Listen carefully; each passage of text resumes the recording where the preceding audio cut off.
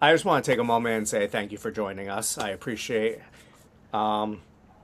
us having a call before this and sharing your story, which is why I'm actually really excited to share this story for how positive you are and the energy that you bring to this subject, which Thank you. I think a lot of people need. I So, appreciate that. but before we get into like your details and the Yeah. story, I would love everyone to just know like a little bit about you, who you are, what Mhm. you do, Gotcha. and even like before cancer, who you are. Gotcha. All right. Well, I am 26 years old. I am from Claremont, California, Southern California. I got diagnosed with stage 4 Hodgkin's lymphoma when I was 22 years old, and I have been fighting since then. I grew up out here in Claremont, played football, was just a normal guy living a normal life, going to school, working, and in college at the time when I got diagnosed. And then my life got flipped upside down in literally a day. So, I didn't know the football part. yeah, That yes, sir. that explains your discipline. Yep, Um, so can you take us back to that moment when your life got flipped upside down, as you said? Because you were still a teenager, right? If I'm no, Well, I mean, so I got diagnosed when I was 22, and it got diagnosed at stage 4. So doctors say that I could have had it for about 4 or 5 years it's wild. before that. So, but we really don't know. There's no telling exactly when it started. I just know that I did start getting symptoms when I was about 19. I was kind of getting some like skin rashes. Then within like a year, I really started getting itchy throughout my day. It wasn't like a normal like itching, like just normal itchy skin. It was like my bones itched. Like I was just itchy everywhere, and it wasn't like scratching wouldn't soothe it. There was nothing that you could do to soothe it. And so I lived with that. And then night sweats, that was a big thing too. So I'd be sleeping in the middle of the night and wake up and my bed is drenched in sweat. And so I started doing some research, started looking stuff up on like WebMD, just like any normal person would, kind of getting the signs, and everywhere would lead me to lymphoma. And I was like, okay. And I kind of knew at that point, it was everything would just led straight to lymphoma. So right then and there, it was just kind of like, all right, well, either I'm gonna live with this, kind of see what happens, and that's exactly what I did. So I just kind of went about my business, still went to school, still went to work, until I started getting tumors in my neck, started getting in my spine, just everywhere, and they noticeably got bigger. They visibly you could see them in my neck. Yeah, it was stupid on my part to not go get help and not go get checked. But it was just, I was naive. I was also just scared, and I didn't want to face like the reality that I do have cancer. But then I was always hoping that it was just something else, and didn't really want to go get checked. So then later on down the road, I ended up going to get my blood work done because at this point I wasn't really able to sleep. I had quit my job. There was just so many things affecting my life with all of my health conditions. And so I got a call from the doctors after I got my blood work done telling me that I needed to go to the emergency room right away. So I went to the emergency room, told them that my hemoglobin was down to like a 4.6, and that's the oxygen in your blood. And yeah, so I wasn't. When I walked into the emergency room and told them that, they immediately coded me. They took me in and started doing all the tests. Um, they did a biopsy of a tumor that I had in my armpit, and it was confirmed Hodgkin lymphoma, and it was already at stage 4 since it was out of the lymphatic system. How I want to say this in a gentle way. Yeah, no, You please, feel hey, like your hey, older self is yeah. kicking in. Was there anyone around you that didn't like slap you upside the head and be like, you need to go to like the doctor? Yeah, and that was the thing too. So I was living on my own at that time, and I was just trying to do, like, I was just going, I was just moving, and at that time too, I was isolating as well. I was Um, gonna say, was this during COVID-ish it was or? during COVID, yeah, and so I was able to still pay my bills and kind of do like what I had to get done, and I just isolated. I just sat and let it just get as bad as it could be. That's trying to find words for that. I guess that comes also from being scared as a Yeah, human. no, it's fear, and it's And cancer, we associate cancer with death, and it Yeah. was just facing the reality that I was gonna die. And to me, it was like there was no way that I was gonna be told that I was dying. Like there was just no way. So it just to me, it was like just roll with the punches. I'm guessing if you could look back at that now, Hmm. trying to like understand that sometimes you gotta like be more proactive Hmm. because maybe if you did a couple different things, and I hate to say that out to you, and I hope No, that's no, okay. it's really what it I comes don't down want, to, I and want it's. other people to know that young kids are scared, but Mhm. like if you just go, there's nothing worse than hearing that you waited too long that you might not have a Mhm. shot. Right, and so and So that's why this is a big portion of my story as well. Um, Later on down the road, after I got into remission and realized that I started having tumors again, and I was like, hold on now, like, all right, you can let this get worse. You're enjoying your remission, right? You got put into it, and your life is going good, right? Whatever, and your life is going to be put on pause again. Face the music, you know what I mean? Just run with the punches. That's kind of just what I've been doing. But yeah, so that was a big portion of how I learned to do that, because fear, I wasn't scared anymore. I already knew what to do. and well, how long was the remission part if you want? I was in remission for a year and a half. Okay, so then you had time, so Mhm. you knew that you couldn't just sit around. Yeah, exactly. I want people to know the timeline specifically so that Yeah, they understand stages yeah. and and you you're 19, Mhm. you go in, but what how old were you when you finally went into a doctor? Were you 20, 21? Got you. Is So that when I went into the doctor, it was February 2022. February 2022, I was diagnosed, and I was 21 years old. so you waited almost 2 years. And where was your family during this? Like I said, I was just isolating. I was doing my own thing. I grew up with a single mom, not much family around, and I've always been kind of independent myself. So I'm just working, going to school. I'm busy, and I just didn't really have time for other people. So I didn't really need to see anybody, to be honest with you. And you kind of used the COVID as cover, as a way of, and listen, I get like being an independent, like Yeah. feeling like you're on your own, but Hmm. I think people, and I hope it's okay if I go through this, but like I hope people, because one of the reasons why I started this, well, Bring a Voice charity, not just a podcast now, Right. was because I had no one, and Hmm. people always want to be independent when they have someone. Like I lost everything as a kid, Yeah. so I saw both sides of the world, of the good, the bad, the ugly, the embarrassing, the scared, and the not scared, and having to grow up by the time I was 11 years old and be a man. Right. And I never had anyone who I could ever just be like, "Hey," because back then you couldn't even say the word cancer. I grew up in the era where you couldn't say the word, you had to say the word "C," Right. and now people are like, they still have a hard time, but at least they can say it. Like we've taken steps at recognizing that it's Right. not a life sentence as long as you're a little proactive, 100%. and especially if you. I always preach health and wellness. Like, do whatever you can before you get any sickness, even the flu. Like, the stronger you make your body, the healthier you are to fight whatever Right. your body's trying to fight with you. Hmm.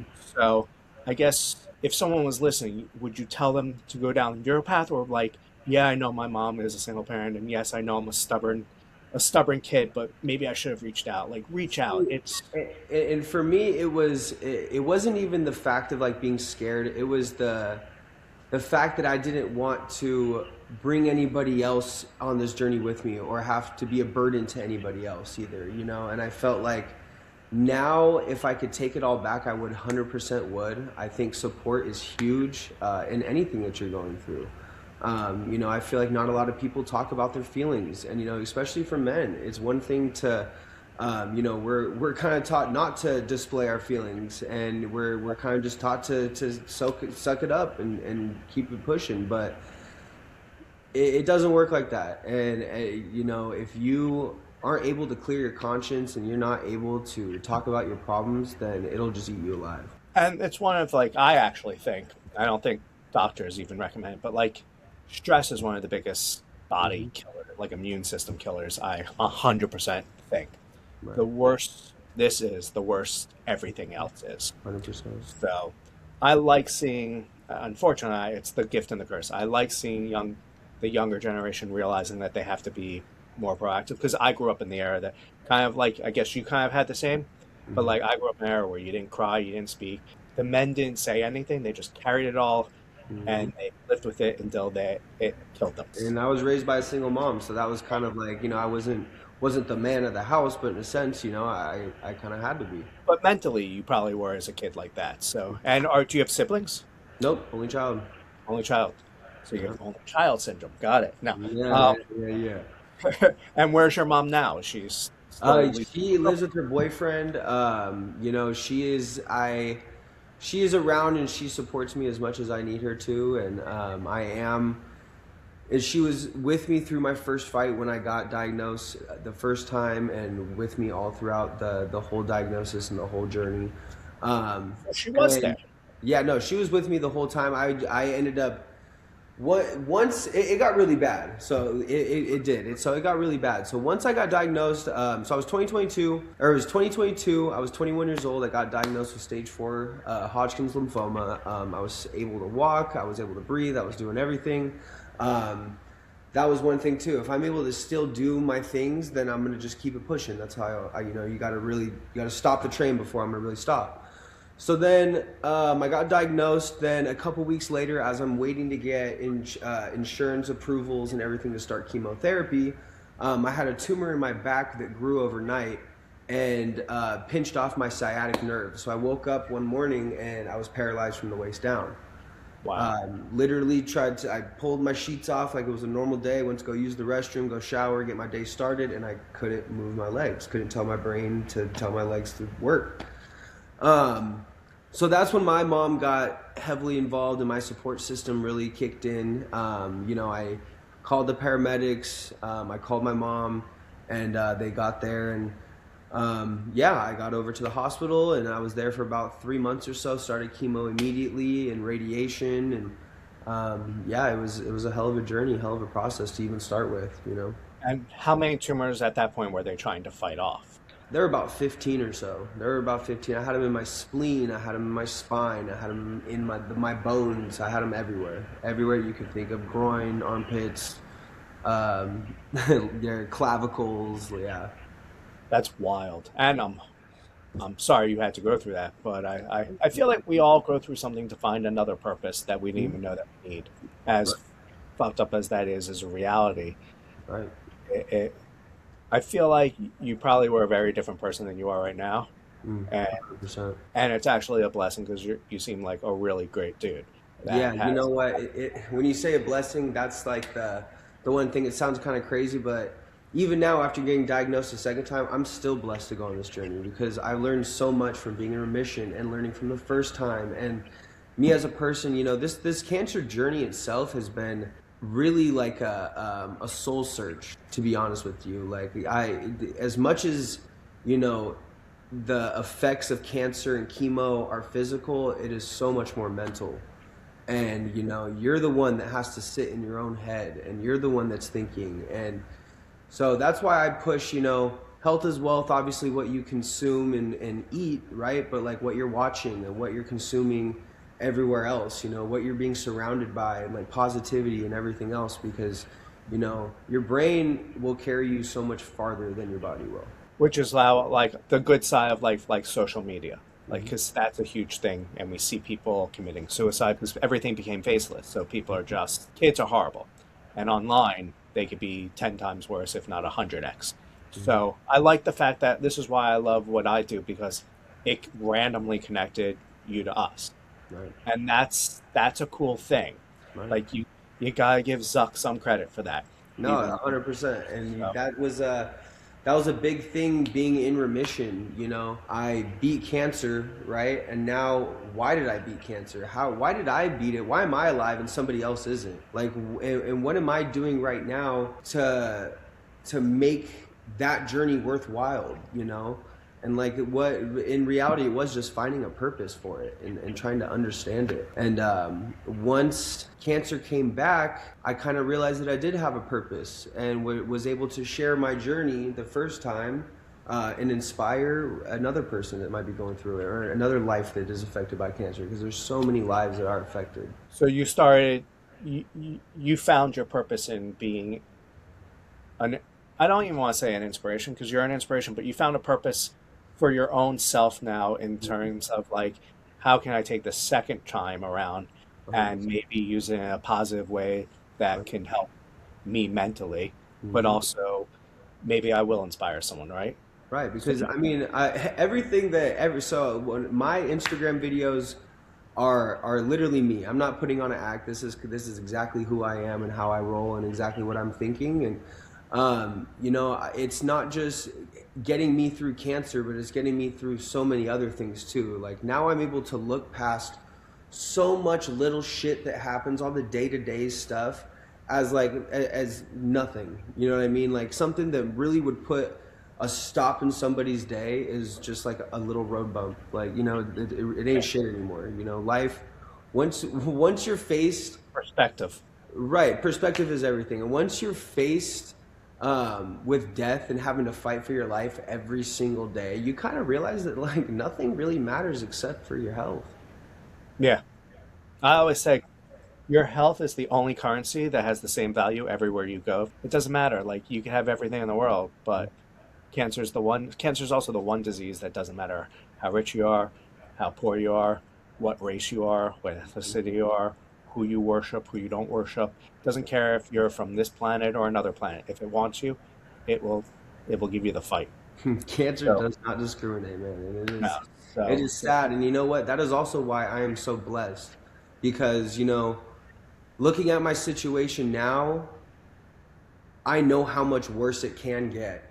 And having to sit in chemotherapy and having to look at little kids sitting next to you getting chemo, like that shit'll break your heart. Seeing an old woman like spending like her last days almost just fighting for her life, like that sucks. So that's yeah, why I'm just so grateful and so blessed to be in the position that I am in. And I have more tools in the toolbox this time. I spent a long time in remission, working on my mental and my physical health. And so I just have a better foundation for this next fight. well, that's good. And there seems to be a drastic difference, and maybe we can talk about the process between the first time you were diagnosed and the second time. There was a yearish, a little over a year in between. But Absolutely. I'm just going to throw this out there in case we don't mention it. You did go through stem cell treatment also. Yeah. That was the second round or the first round? This is all part of the first journey. Okay. So yeah, my actual whole first fight against Hodgkin's was about 2 years in total, right there. So I had about 6 lines of defense with chemotherapy, including a clinical trial, and then I had my last line of defense was a allogenic bone marrow stem cell transplant. So I went through six different chemotherapy regimens, right? None of those worked at all. I'm sitting up in chemotherapy one day, and they're telling me they're going to send me over to Stanford. They're going to send me over to MD Anderson. They really didn't have any other options for me because stem cells had just been starting. So then a doctor came in, and he works with my doctor, and he was like, "Look, let's just try this." They put it. It wasn't even a clinical trial. It was just something that they were willing to try because it did work for others that had lower stages of Hodgkin's lymphoma. Hmm. And we didn't necessarily have my tumors under control at the time, so it was like a shot in the dark. Let's see if it works. And yeah, we ended up finding a donor for my stem cells. She was a 45-year-old woman from Italy, and they weren't able to use my stem cells because I had cancer in my bones. Um, and so yeah, so they took her stem cells, they gave them to me. They give you chemotherapy. It's called FM 130 or 140, I believe. Is And that like a 30-day block where you have to be isolated? well, no, well, I was in there for a while, but no, it's actually just the chemotherapy. It's called FM 130, and it's just super strong chemo. It wipes out everything in your body. It drops all of your counts down. You're Right. It kills your immunocompromised. white blood cells, your red blood cells, and Everything, yeah, everything. Your platelets, like it completely wipes you out. that And that's where you have to be isolated Hmm. because for your body to be able to accept the new stem cells, Hmm. you have to be at like the worst of the worst. And that's like the scary part for stem cells for me. I also find, which I don't think you do, so it's a blessing finally to hear someone, but so many people have had autoimmune diseases that come Right. from it Right. so quickly after. Right. The grappler's host disease. Yes. Which I was just talking to a young kid the other day who had it. But like again, if you're given the choice, that's a lot better choice. Yeah, it's like pick your poison, and like that's what kind of sucks. And I've talked with so many different people that talk about different alternative options for treatments, and nobody knows what is going to cure cancer. You know what I mean? There is no cure for cancer. Nobody knows what's going to help. Everybody's body is different. Everybody will respond differently. So, what might work for one person is not going to work for another. In my situation, uh, I'm going to use a treatment that I have some statistics on. Like I'm just not going to go in blindly on something. So, Yeah. there's stuff like that people are using dewormers and everything else, and it works for certain cancers, but I don't really have Yeah. time I don't promote the whole Dr. TikTok thing. no, Like no, that scares me yeah, because although there might be, it's like every stereotype has an ounce of truth. That's why they become stereotypes. It's like the comic joke that then becomes too far. right, But I think that everything has a balance. right, Like, I do think that if you grow up and you eat healthier, your chances are lessened, but not zero. right, So, like, you could take certain measures, and, back then, food was medicine, back before medicine was all chemicals. hmm, So, I do believe, like, people who are like, well, I just started to eat better and this. Okay, but use it with your treatment. right. Like let the treatment, as unfortunately as hard and as I don't know the right words. Chemo is like one of those things that's just the devil. Chemo fucking sucks, dude. Chemo Yeah. is horrible. It is. It sucks. But also too, you know what else sucks? Dying. And like I don't feel like Yeah. fucking dying either. So, I you But gotta it took a wake up call for you, buddy, yeah, because you know. you don't know what would have happened if you didn't wait 2 years. That's true. You know what I'm saying? And that's where there's so many factors that come about it too. But then, who's to say that it wouldn't have gotten worse in that time? Who knows? I wasn't doing something to make it better or worse then. Like there's so many factors. Yeah. Um. So you had your, so you go through your stem cells, and then you go through that period. I forget how long the time period is, but then you go into remission from the stem cell part, basically, Mhm. not the chemo, not the. You also did. Did you also do radiation or just chemo? Yeah. So my first lines of defense were chemo and radiation. In total, I had like over 100 rounds of radiation, over 100 rounds of chemotherapy, and so when I had a tumor in my spine that was pressing against my sciatic nerve. That's what caused the The legs. the paralysis of the legs. And they immediately started doing radiation on that because it's a localized treatment. So they can get one tumor with that at a time, but they can't just continuously get 15 tumors at once and do all those certain things. So that's where chemotherapy comes into play. And then that got you to the point where chemo wasn't working. You went with stem cells. So you're living a year and a half where they put you in remission. Hmm. And how is that? Did you change the way were living after that? Did you? He's like, No, nope. I didn't change the way I was living. My mindset for sure changed. I definitely had a different motivation. I definitely had like a purpose to live now. I got a second chance at life, so let's make the most out of every day. And so at that time too, when I got out of the stem cell transplant, I was skin and bones. I was tiny. I was about 140 pounds, and Wow. yeah, I had no other option but to start working out and start focusing on my health. So I immediately went to it, started working out, found my gym, and just got right to it. Got a trainer, and that was kind of the start of everything, to be honest. And then focusing on my health and doing all of that, I met so many people from the gym community, and that has been one of my biggest support systems going into this next fight as well. So That's yeah, it's been a hell of a journey for sure, and it honestly that feels. team spirit that you're used to. Yeah, and it feels coincidental, like I've been kind of setting myself up since I got into remission, and since I beat cancer the first time, so it's kind of interesting, life is beautiful, and that's why I'm so blessed to be here. Amen to that. So you are going about your day, and you find out. How did you find out you had cancer again? Got you. So for me, I went through 2 years of fighting cancer, right? All the tumors, all the side effects, everything like that. So I know my body better than anybody. And although my blood work was looking fine, my body wasn't. So I had a little lump that popped up in my armpit after I had like the flu. And when you get sick, you know how your lymph nodes will kind of swell up sometimes, and all that. So I was just kind of waiting for that to go down.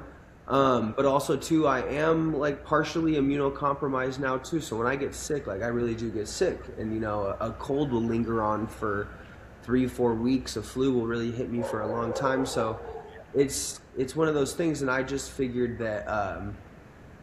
that it was just a lymph node, and it ended up getting bigger, started staying there, and then I realized right then and there that I needed to go and get a biopsy done, and went in and talked to my doctors, and that was it.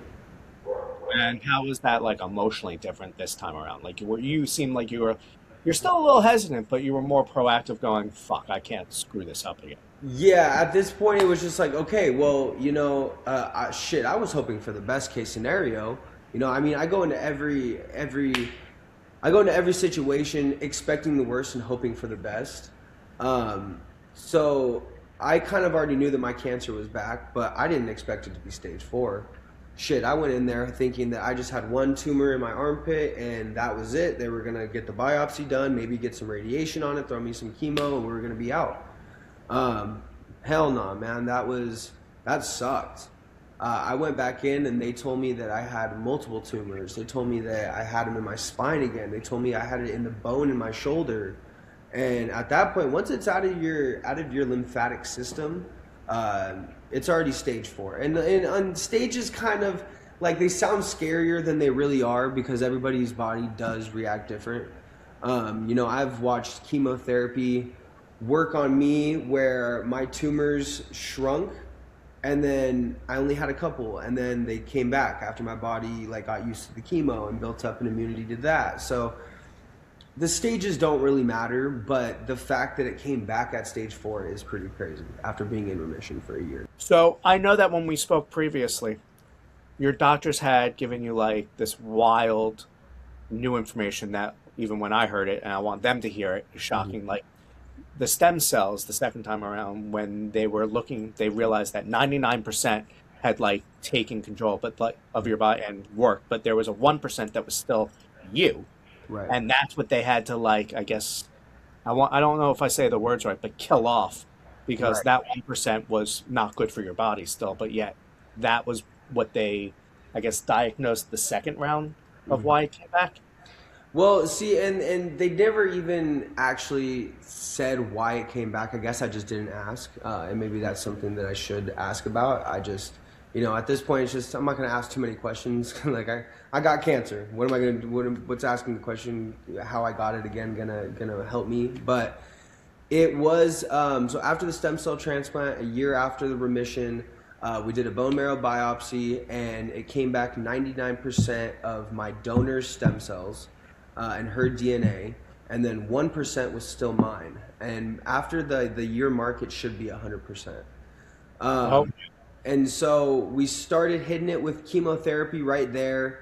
And then the hopes was to give me some more of the donor stem cells because they got enough from her, and I maybe they're able oh to wow. rebuild them. But No. yeah. So then yeah, we were hitting it with chemotherapy. We were doing it all that way, and that's kind of where we were at. We were just going through with it, and I hadn't had a PET scan in a few months. Did your, how do I say this without attacking the medical field? Yeah. Do you think you should have been getting more? oversight? Like, is this like something that was it on you, or did your doctors not say, "Hey, you need to get your MRIs, you need to get your scans, you need to get your blood work more often"? Is it? Without without attacking them either, because I am grateful for my medical team. Um, I I just want to say this for the house. We're just saying this because I want people to be more proactive. That if they think that they should have more tests or they're Yeah, concerned, yeah, they should just 100%. be Look, proactive.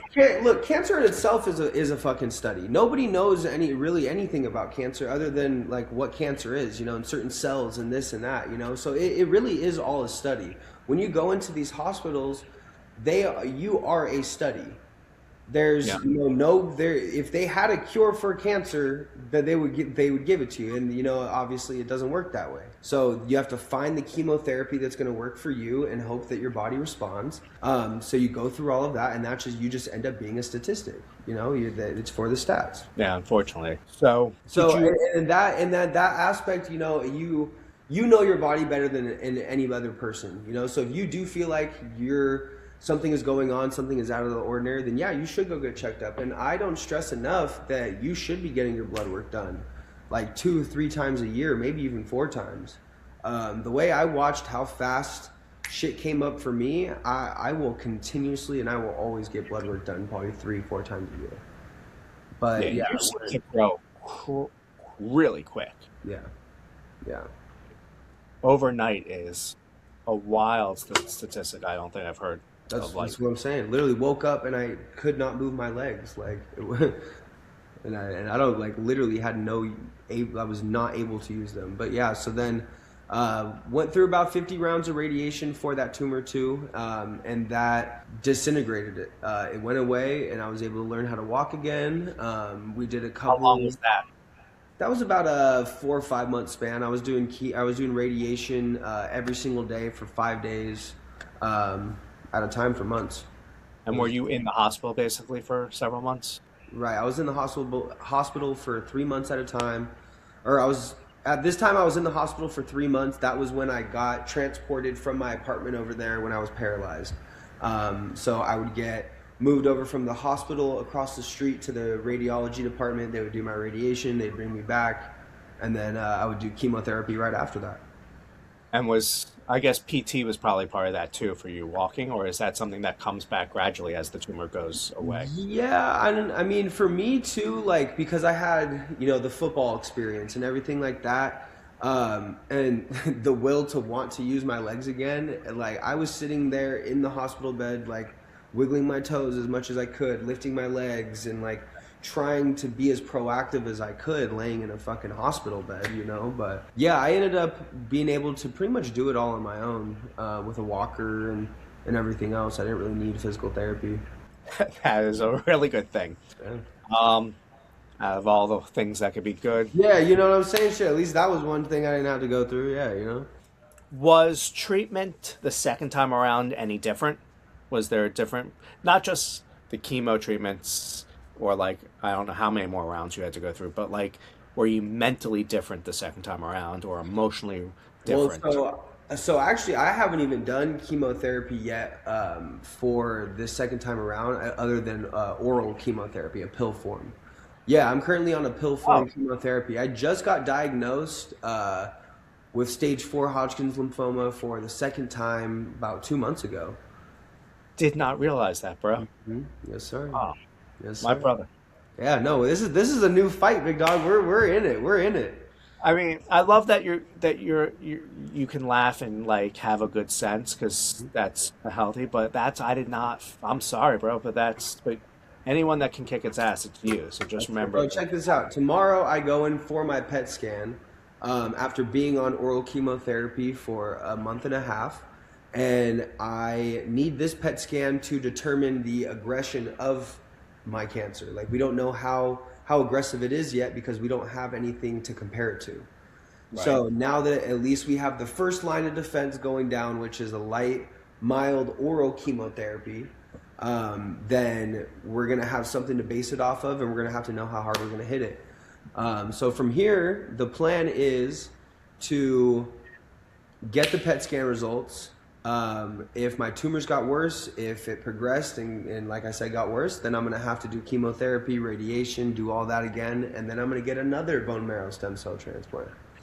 And then if it didn't get worse and it stayed stable, then why would I do any more chemotherapy if we have everything under control? Just send me straight into a stem cell transplant. So that was what I talked with my doctor about, and that's the game plan.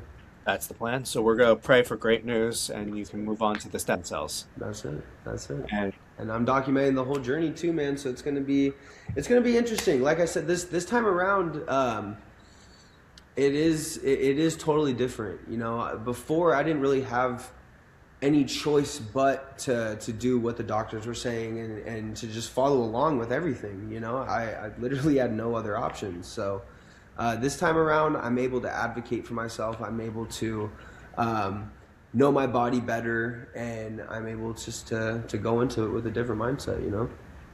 that's good. And will your mom be going with you tomorrow too? No, for PET scans and stuff, I usually just kind of go about it on my own. I'll just go in there, go get the scan, sit in a tube for 2 hours, and just go about my business. I really am. I am I'm an independent person, you know, but I can get my support whenever I need it. So that's really never a problem. But I like to do stuff on my own for the most part. You know, it just makes winning, and it's gonna make beating cancer the second time so much sweeter. All right, I can take that mindset. I understand that, but don't shut anyone out when you need them. And you've said and obviously you've learned that advocacy for yourself is for anyone is so important 100%. that it's not just I always say if one doctor gives you one diagnosis, that's great. Now go get like a second diagnosis. And don't tell the second doctor what the first doctor said, because I like to get as much information out of people that don't have the same information, Hmm. because I feel like that's how you can at least come up with a smart enough, educated guess of what to do next with the team that you have around you. Right. So, And um, going back to support too, you know, like family and friends and people, you know, they are great help, and you know, I love the support, and when I do need that love, I know where I can go. But, you know, for me, for somebody that is going through this, I feel like the best support I can get is coming from somebody who has fought too. You know, so that's where, you know, I can get help, but also for me personally, like I don't need people like to feel sorry for me in a sense, or I don't want people to sulk over me or anything like that, because it's just more of like it's just something that I have to do. It is what it is, you know. Like I'm not, you know, it's not like it's not a support where I need love and attention. I just want to be heard sometimes, you know. So having conversations with people that have already fought cancer has been one of the best things for me. well, hopefully this will connect you to hundreds and hundreds of more people then. That's it. That's it. And I get it. You want to be around the same people in the circle. Like this fight just has new purpose. You know, I've built such a great community already, and have such a good family um, and support system all around, that you know it just really is the building blocks and the foundations of this fight is support. Did you build a big group of cancer fighters Oh, going absolutely. through chemo and during staying in hospital? Do you still have that same circle now? Is that like a Not really. My first time around, I really did just keep to myself. You know, but I was so tired from chemo and all that all the time too, that I would just go back home and sleep. I did isolate, and I just stayed to myself, and that's one thing that I wish I didn't do. And you know, it was hard. It sucked. Like it really did suck, and I didn't want people to like see me that vulnerable too. You know, looking as skinny as I am, and having all these tumors and everything else. You know, like it sucks. can we break that down and get like a little emotional, just so like maybe someone else who's young, because you were 19, maybe there's another 16, 15-year old. Yeah. And again, that comes with, and I hate to hit these stereotypes, but Do it. being a man, not talking, being tough. Let's get something really straight right now. You're not, we're tougher than cancer, but we're not tougher than the reality of how we need to handle it. Like it, you need the team. You have your team with your doctors. You have your, but like I want people to know, because I was a stubborn person going through my own health issues. I also had no one around, and I want people to at least know that how you went from being this tough guy Hmm. and this first time around, getting you through it because mentally you had to do what you had to do to beat the fucking odds, and Hmm. that's how you should. But now that you're going through, you have a little bit more openness, it Hmm. seems. And would you tell people maybe it's better to be a little bit more open, even in their Absolutely. first time around? Absolutely. I got broken down to my core through chemo and cancer and everything else. I was in the worst position possible. You know, when you're being wheeled around in a wheelchair with tumors hanging out of your neck and like in public and people look at you and like look away, like, and you literally look like a monster and you know you do, like, that is one of the most, not degrading, but one of the most how do I even put, like, one of the hardest things to like just swallow and just to sit with. You know, it It's sucks. uncomfortable, right? It's uncomfortable. It's sad. It sucks. Like it's yeah, it's heartbreaking, honestly, and it just makes you it makes you not want to be out. It makes you not want to do anything. It's depressing. It really is. It is sad and it sucks. And that's where having that support is huge. You know, bring having a tight circle, having people that see you for you and not like what you look like, and that unconditional love is everything. So we're breaking down the tough guy. Yeah, yeah, yeah, yeah. Break it down. Break it down. I'm breaking it out on national podcasts here, but it's because listen, I always say the strongest guys are the ones who have fought the hardest battles, who are now the most emotional people I know. Mm-hmm. Like 100%. I would not be this nice of a person if it wasn't for the darkness Right. I've seen. Right. And I don't talk about it a lot because I also did a lot of crazy things in my life. And I would not be who I am today if it wasn't for that because I was not the good guy. No. And now I don't even know who that guy was anymore. That's it. And that was He's, exactly how I was too. I lived a whole other life that some people probably wouldn't agree with, and that's why I choose not to talk about it as well, because then you're gonna get the people who are gonna say, "Oh, that's why you have cancer," and like, you know what I mean? Just, those are idiots. you know what I mean? So it's just, it is what it is, you know. Was the tattoo thing before or after or during? After, I'm telling you, cancer broke me down to my core. Like I said, it broke me down from my mental aspect, my physical aspect. Like, it made me really have to sit inside my body and find myself, you know. And like, there's there and when you realize that nothing but your health matters, it really breaks it down for you. And so, you know, my going back to being emotional and guys being able to let these emotions out and these feelings, you know, I got diagnosed the second time around and I was recording everything, because the first time around I didn't record everything. So this time I knew that if I was going to go through cancer again, I was gonna have a purpose and I was going to inspire some way, shape, or form. So the video that I posted in the beginning, it is me bawling in my car. It is me sobbing and it is me sharing my feelings. And that's the one that hit the hardest, and that is the one that went viral. And that is That's what just that relatable. You're is. It real. is real and it is raw and it is crazy how that was looked at as a viral moment, just a guy crying in his car, when there are millions of guys crying in their car, but we just don't show it. And that's Yeah. what sucks, you know, and you can't do that. No, I think you should give yourself a lot of credit for having the guts to post it. Yeah. Because the other problem with online is once you post it, it's there forever. Sorry for that. And Forever. that's, although we see your generation, sorry, seems to not care what they post and they Yeah, don't realize that's going that's to be right. there for like their whole life. And when they have kids, their kids are going to see it. Hmm. That I don't understand. Right. But I think the moments that can redefine who you are as a human and as your character and can show who you are for the next 50, 60, 70 years, that is priceless. Hmm. So it takes a lot of courage, a lot of character. So you should keep doing that and don't worry and don't ever worry. I mean, people worry what people think. Who Never. cares? That's it. Literally nothing matters. I don't care about anybody's opinion, and that's why I posted it, because I was already doing the gym content where I was posting videos of myself working out, and I would post things, like um, beat stage 4 cancer to get from this to this, and would post write what I looked like when I got out of the stem cell transplant to what I was able to get up to during that point. And I was doing all of that, and I was inspiring a little amount of people, people to start really just getting off their asses and moving their bodies, because health is wealth at the end of the day. And that's when I kind of started getting like a little bit of oomph, I guess, or hope, or felt moved in some way, shape, or form. So then I just figured that I was making these videos as like a little diary for me. This is my journey, so like I want to be able to document it. I don't have any pictures or nothing besides some horrible ass pictures from the first fight. You know what I mean? I didn't get to have anything of my life. With cancer, death is inevitable everywhere, right? But when we think of cancer, we think of death.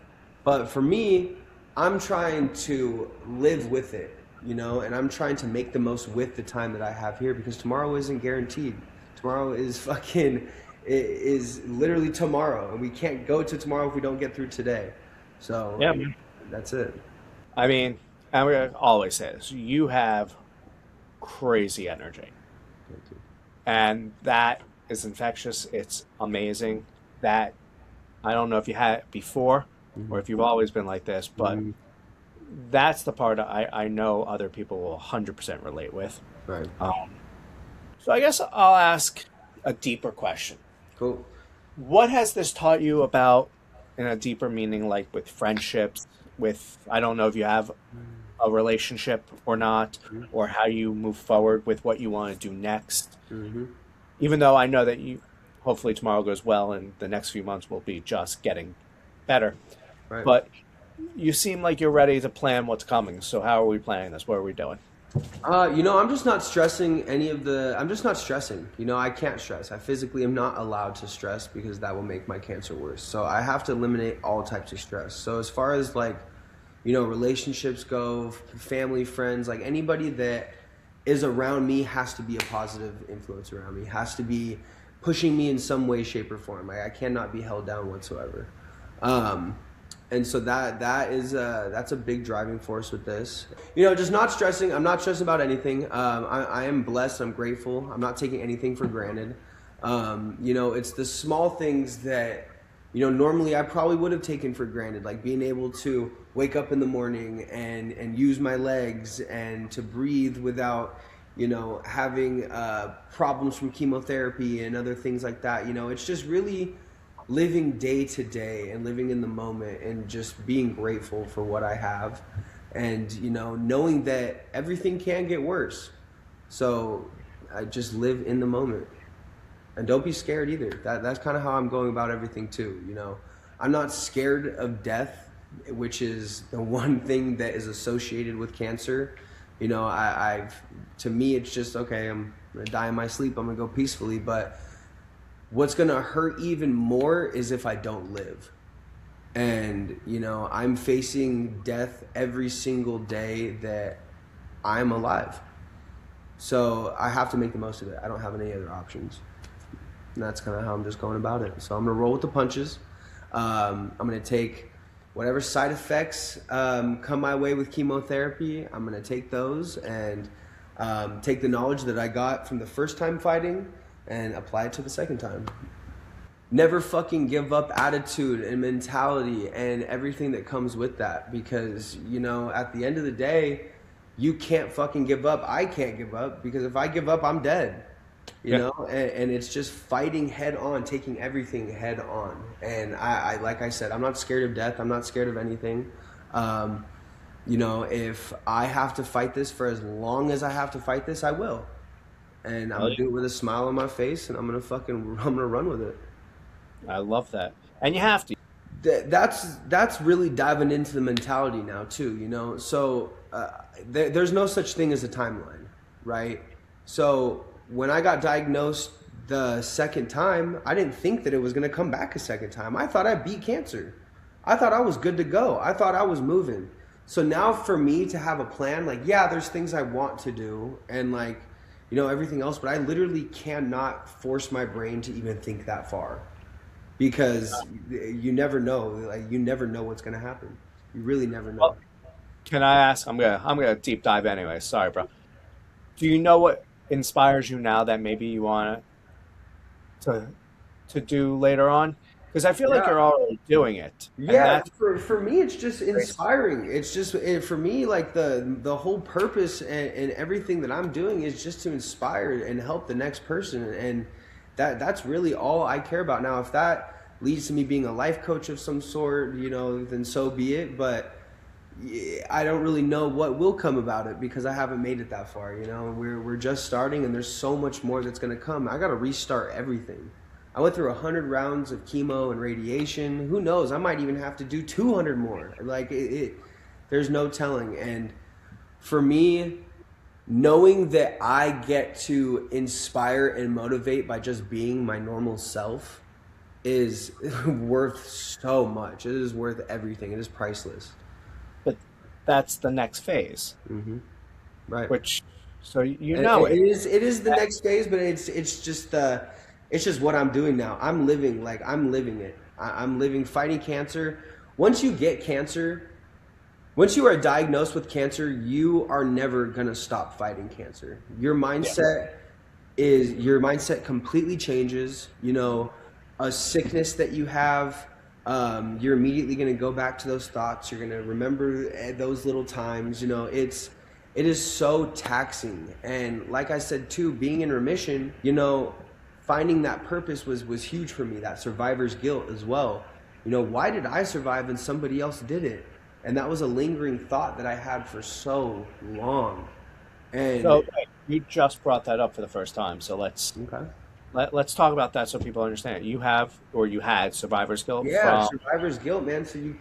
I get out of I get out of fighting cancer for 2 years now, right?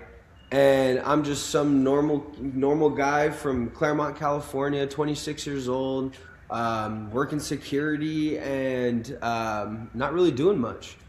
So why did I beat this crazy ass disease and somebody else didn't?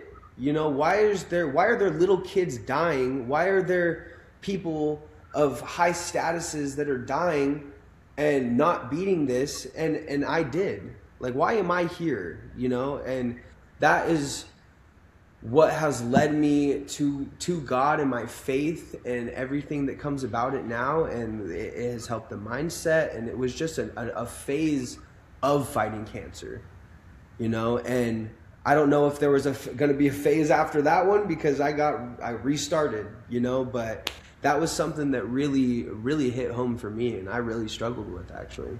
Do you still kind of have it, or was that just part of like the first time to the second time of being Well, diagnosed? now it's like now I don't know if I could even have survivor's guilt because I have cancer.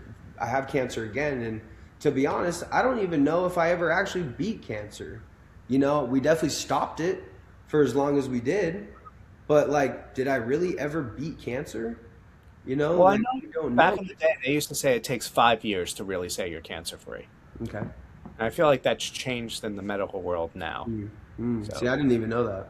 I know that was always a thing growing up. Like once you hit that 5 year mark, it was because I remember at least back then, and it could be completely wrong now, but because I don't, that's not where my focus has been. Like how long is remission or how long is cancer free? But I find that people are being put into remission and the cancer free title a lot sooner than like when I was growing up, and I Mm. don't know if that's medicine hasn't grown so much and there's ups and downs, but or people are just having so much hope, which is great. But I feel like because of how much chemo goes into, I mean, chemo is like the worst thing and like the best thing that was ever created because it works, but it Right. also destroys every other part of your body. 100%. So it gets rid of like the one thing that will can kill people, Hmm. but then it completely gives you 900 other problems, 99 problems, Yeah, and yeah, real talk. And you know what? I think too, like looking at my journey in itself, right? I went through all the chemo, I went through all the radiation, I went through everything, and we know how harsh chemo is on your body and the fear of cancer. But I was able to bounce back. You know, I was in the best shape I had ever been in right in my remission after I had built myself back up.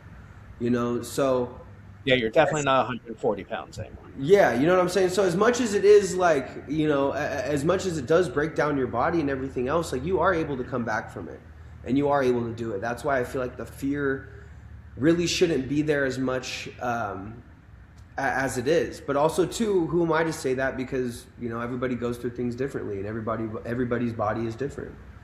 So that's Also, it seems you're very proactive. I'm guessing you eat well, probably not great, but well. yeah, But you I go try to to gym. stay up on my, you know, I try to be up on it for sure. I don't really Yeah, eat like fast food and everything else, but like I try to, you know, watch what I eat. You know, I'm not eating like horrible. But honestly, I'm not really like sticking to any diets. I feel like I'm just, I let cancer take over my life for so long, right? And this time around, I'm just not letting it. I'm not giving it that opportunity. And you know, there are things that I am doing differently and I have to be mindful with, but as far as, you know, switching everything up and like switching my diet completely and doing all that, why am I going to do that for? You know, especially if I'm going to come back out of fighting cancer again and just start doing it again. Like that, you have to adopt a lifestyle, and you know, your body will adapt. That's what we're made for. We're made to adapt. And you know, as you can give yourself the best base possible by eating the best and doing all these things too, but also too, you might die.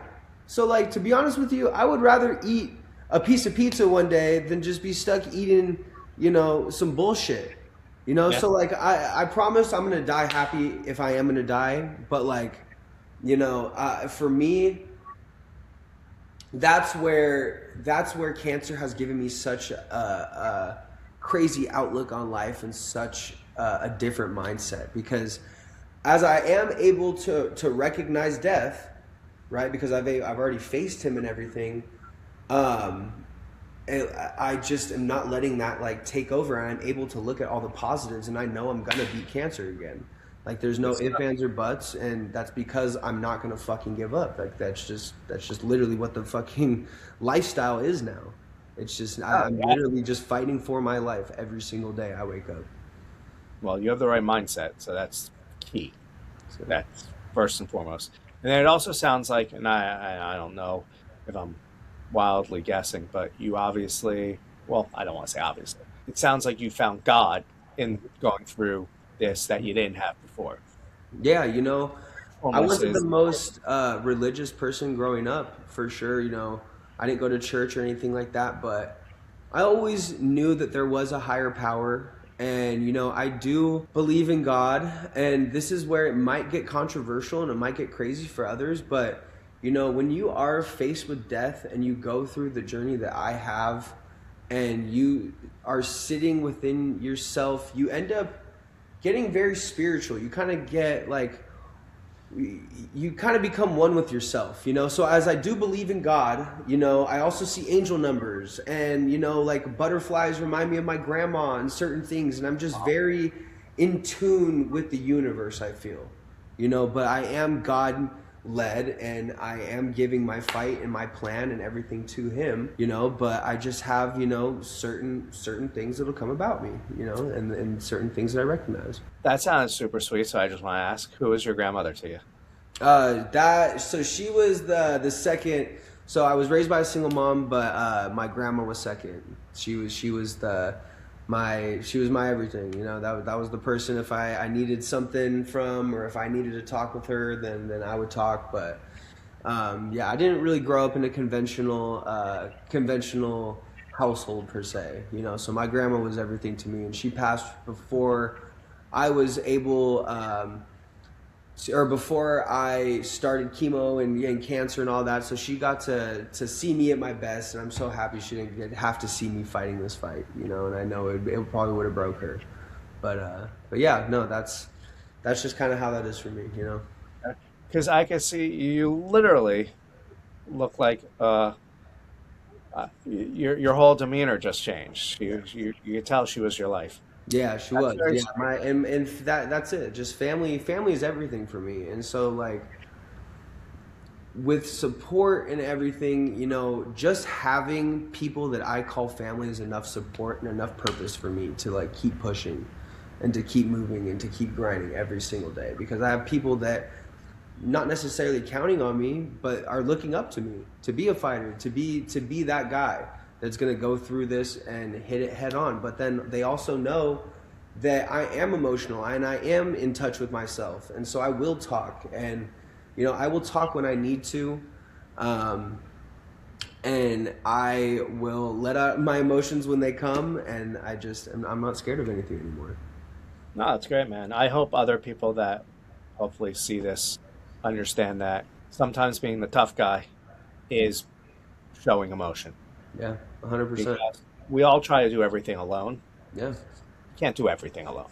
No, hell no. You can't. And you really can't. And that's why, cancer sucks, because cancer fucking sucks because of the fact that it is, the time where you might get the most support, but you feel the most lonely. Now, Yep. I don't know how to unpack that. I don't know why, but it is just the fact that you have to literally sit with yourself knowing that you're dying. When you have cancer, you are dying. That is just what it is. You're dying slowly, you are dying. Until you don't have cancer anymore, you are not. And that is kind of how that goes. But you could also be living at the same time too. And that's where family comes into play. And that's where your mindset comes in. And that's where the switch really is. And so there is a beauty within cancer, and that is gratitude and perspective and experience, because I have to live every single day like it's my last. So you best believe the time that I'm going to have in between chemo, when I am feeling good, I'm going to make the most of it. I'm going to try to do as much as I can. I'm going to see as many people as I can. I'm going to experience as much as I can. But you are doing that. Absolutely. You're Absolutely. you're not hiding away this time No, around. hell no, man. I went skydiving for my birthday about a month ago. I'm living life to the fullest, and that is crazy. And it's crazy to think that in a situation where I am dying, I am living at the same time, and I am having so much fun, and I'm just so blessed and just so grateful. And and I couldn't tell you why I didn't have this mindset the first time, but it was really just gratitude and being grateful to be alive the second time around that has really shifted everything for me. You found a new perspective, That's it. and you probably weren't mentally ready for the first time around, because who really is? I No, mean, I just got thrown to the fire. I got thrown to the wolves. Like, I had no other option but to fucking face reality. Like, there wasn't, the time that I sat there and I didn't get help could have been that time. So it's just, but you can't really look back, right? You can't question the what ifs anymore. You can Yeah. only do what you can, so you can make every day Mm-hmm. with a purpose. Right. And looking back now, looking at everything that I have gone through, I am just so grateful for it, because the mindset and everything that I have been able to adopt from it, and the people that have come into my life, and my faith in life itself. I just have faith in the plan, and I'm taking everything out of my hands and just giving it up. And I'm cool with that. And so anything from here on out, I know that it is covered. Like, no weapon formed against me shall prosper, and I'm gonna live by that. I'm not gonna die by that, because I'm gonna live by that. We've gone through all the ups and downs. Mm-hmm. Where we've listened, and well, you've been very gracious in terms of being so open and being so real and being so raw. I guess what I'm wondering is if you could know the the steps that you went through, and there's like a young kid watching today, what would you tell them about those steps, and like how you navigated through those, and how you might have learned where you now see it differently, so that they don't have to go through like the same type of, I want to say tough guy exterior, but like let them know like the process, the timeline, and like let them just see like the bigger picture. So in a recap, kind of like they understand that just like you, they're not alone. Well, as far as the steps go, you know, the getting the biopsy and the PET scans, those are most important. Now, whichever comes first, that depends on if you do have tumors that are there or not that can be biopsied. You know, if you do have those tumors, and you can get those biopsied immediately, and then you can get PET scans to see if you have more.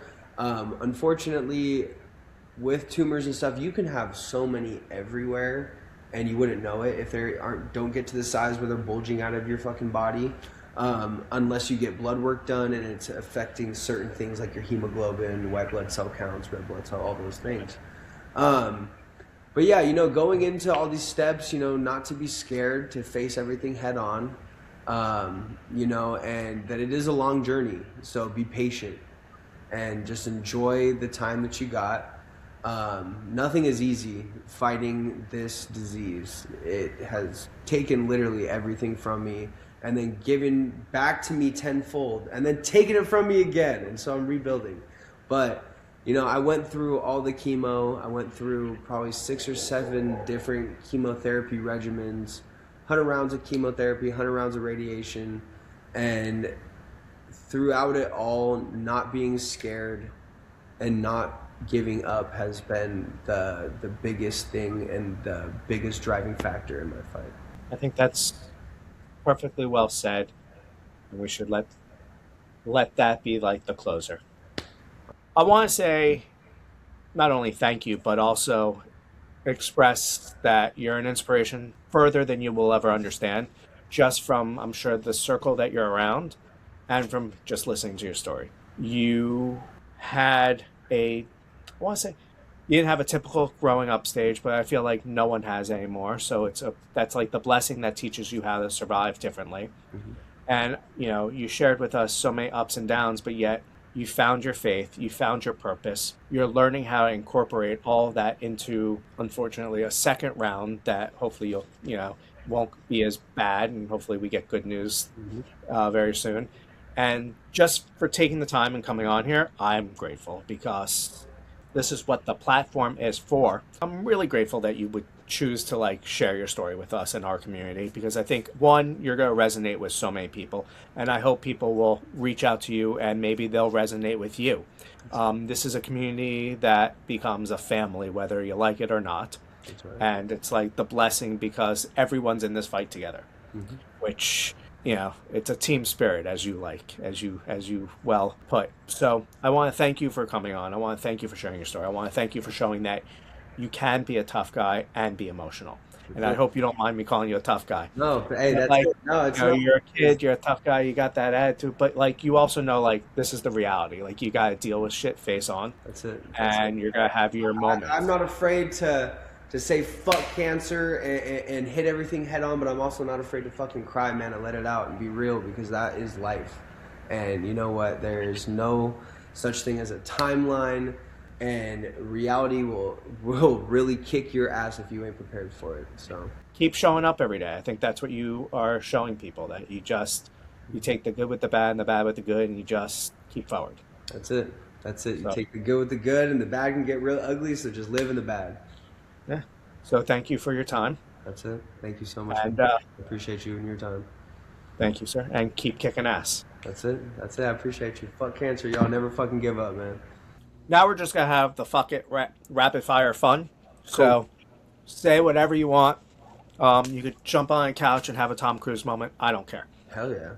But we start easy with, what's your favorite food? Italian lasagna. Ooh, lasagna's not a bad thing. Do you cook? Yeah, here and there. I like to like smoke meats and like barbecue and stuff like that. Do you have a smoker? I do. I do. I'm jealous. Yeah, yes sir. I do a barbecue contest every year at the LA County Fair, actually. Yeah, so we'll be doing that at the end of this month. I have a contest, and we will see how that goes. What's your specialty in smoking? I just like to smoke different meats. So like this year, I'll probably do like a tri-tip or something. I did a brisket last year, and then I did beef ribs the year before that. And yeah, we'll just have fun. I knew I liked you. Is that your dog? Do you have a dog? It is. I do. He's back there. He's been quiet up until this point. He's been doing good. I gave him a bone You and heard barbecue. yeah, yeah, exactly. That's it. What type of dog? He's a border collie Queensland healer. What's your biggest pet peeve? When people smack their lips when they're eating. uh, um, what would someone not know about you? Ooh, what would somebody not know about me? I guess it's not a secret, but I just don't put it out there as much just because I don't need like the masses to say anything, or honestly it's really just my own personal opinion. But I'm a huge advocate in the cannabis industry and the cannabis world as far as cancer comes, and that has been like a big thing for me in this fight as well. And I guess what's something small that maybe you appreciate more now than you ever thought you would because of everything you went through? Just waking up in the morning. Ah, thing called life. Hmm. That small thing called life. Being grateful for everything. What's one song that instantly moves you or motivates you? Oh, um, oh, let me actually hold on. We're gonna look it up. Hold on. I'll say "Grinding All My Life" by Nipsey Hussle. It's a good song. Hmm. Ah, that's a good one. Then favorite movie. Favorite movie? Oh, Gran Torino. All right. Hmm. And I guess what is your background? Like background, like ethnicity. Yeah. Sorry. Ooh, What's your I ethnicity? am I am a dirty European. I am German, Irish. I'm Swedish, Scandinavian. Like, oh yeah. See, I would have guessed something completely different. Yeah, You don't yeah, look like no, no. maybe it's the bald head. Everybody thinks I'm Latino. It's the tattoos, but no, I'm really, yeah, I'm just white. Yeah, you are white. I'm white. Um, but I would have guessed that you can make some tacos. Instead, you're like, Yeah, we'll make no. some schnitzel. That's it. We'll make a schnitzel for you. You know what I'm saying? Let's get a bratwurst going. Well, that's one last thing. Is there like the one trip that you want to take when all this is behind you, like a vacation that you have in mind? Yeah, I do wanna go travel Europe. I'm a dirty European, like I said, so I want to go see like where my roots are, and yeah, I want to go out there and just and experience. Honestly, I just want to experience as much as I can in this lifetime, and that is just what my goal now. So I guess let me just follow that up, and then I'll shut up. Would you say, unfortunately, getting cancer gave you a perspective to live your life to the fullest? Yeah, and honestly, I feel like life is about experience, perspective, and intention. And it's perspective on how you view life, intention on how you go about life, and it's all how you look at the bigger picture.